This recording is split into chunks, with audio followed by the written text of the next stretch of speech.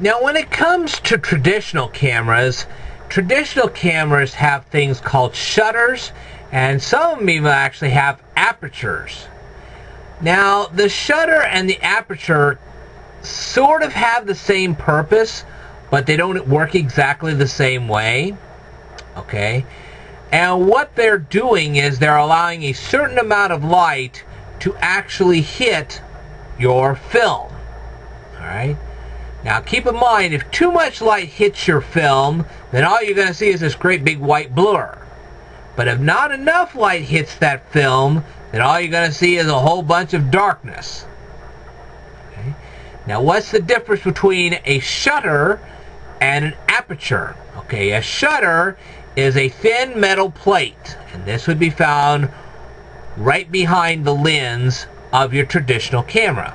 And this thing opens for like a fraction of a second and then shuts. Alright? And it depends on how much light in the room there is as to how much time that shutter opens up and shuts. Okay? It will open up a little bit longer if there's not a lot of light in the room, but it will only open up just a short period of time if there is a lot of light. Okay? Because like I said, if too much light hits that film, all you're going to see is this great big white ball of nothing. And if not enough light hits it, everything's going to be very, very dark. Okay. Now, with the digital camera, on the other hand, there is a charged coupled device. And it's turned on very briefly and then turned back off again. And that's how that one works. Now then, what about an aperture? Okay, that's usually put on the front of the lens.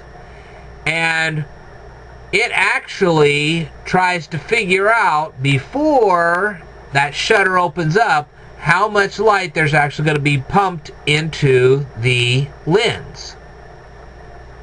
Okay, and the aperture will squeeze down real low if there's a lot of light in the room.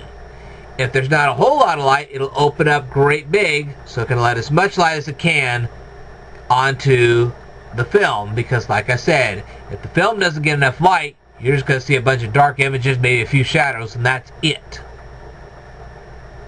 So the aperture is a round thing on the front of the camera, whereas a shutter is the thin metal strip behind the lens. And that's how that works. Both devices control how much light will actually hit the film.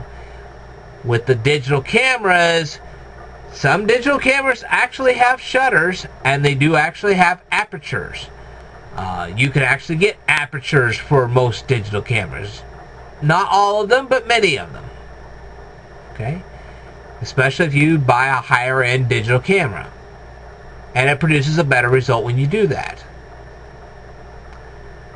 But the shutters are rare on digital cameras because, like I said, when you have a charged coupled device, it can electronically turn it on and off as needed.